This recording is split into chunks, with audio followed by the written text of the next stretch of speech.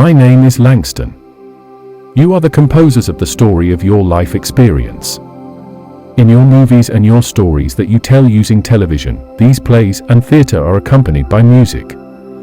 There is a composition, there is a score that is used to complement or to underline the narrative.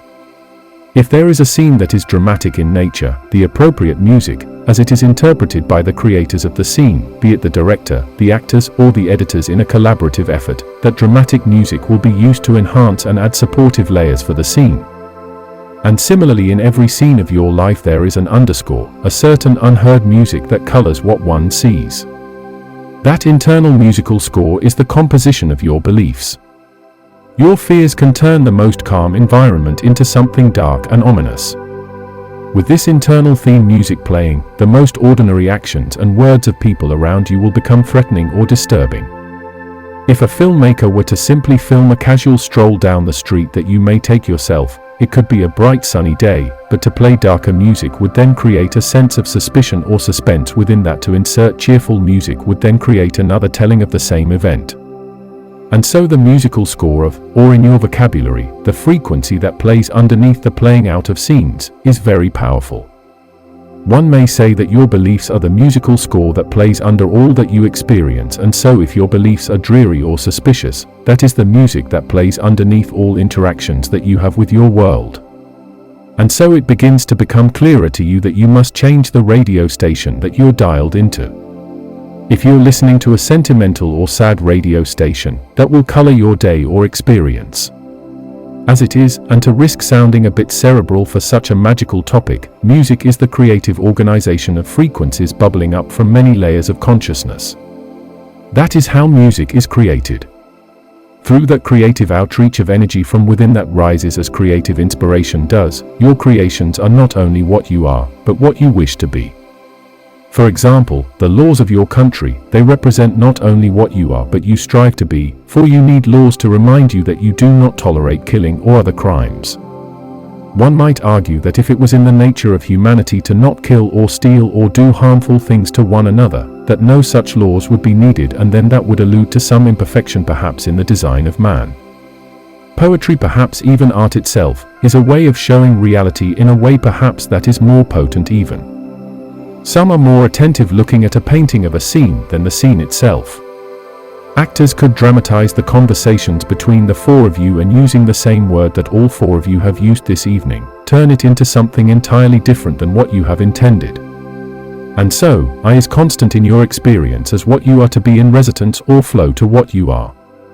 Resistance to what you are, some detour or impediment, roadblock to what you are of course is created and formed by the experience that is part of your soul path to investigate further into love. Let us say there is a heartbreak, and your nature is love, as you all are in that presence created from and as, but if heartbreak happens, it means that you are able to feel the cutting off that life forced to love that you experienced with that person. To reflect on that, to be in it and to also ride up those waves, that is where art comes from, that is where poetry comes from. You cannot be so submerged in the emotion, that is not where creativity occurs. That is where survival instincts activate. But poetry requires some perspective, while still in the truth of the experience, to be able to articulate what one is seeing, experiencing through words, that is poetry. Then there is poetry in motion, which would be dance. The dance of life coming through you.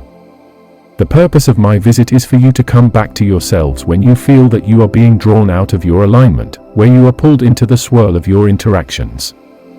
How to interact and to know that it is all for you, therefore you must feel what you feel, and yet simultaneously while feeling the essence of what you are feeling, for you must feel it in order for your path to be crystallized, to also not to be sucked through into some vacuum of emptiness, simply put to not be pulled out of your own vibration and yet to be able to feel, and that is where poetry comes in. To live a poetic life, notice when you say that it is not a rush of time and space, a poetic life would not be a life that is rushed, will you agree? And so, coming back to your physical self and the grace of that with no postulation and no hesitation, as babies do, though they are not in control of their limbs quite yet, and that is why they grow. Each age having something that is valuable, each chaplet, each stage of your life experience does not dictate nor does it need to encroach upon every other chapter of your future. Moments give birth to new moments, thoughts to new thoughts, realizations to new realizations. That is in essence the journey. Calming the mind requires this changing of your tune. And it is very difficult for you to do when you are in it. To be efficient at this, one cannot wait for you to be out of it when you are in it, for you have things to do and you have a timeline of activating your fate, destinies, and dreams.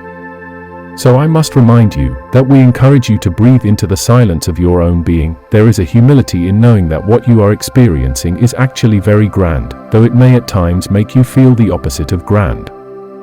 These times can inspire you to say to yourselves, never again shall I return to that chapter is closed.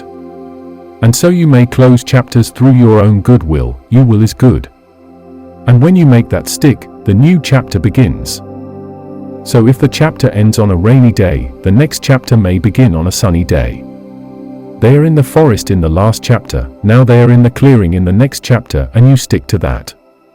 And there is no point in going back to the chapters beforehand. As long as you pay attention, you won't have to reread the chapter.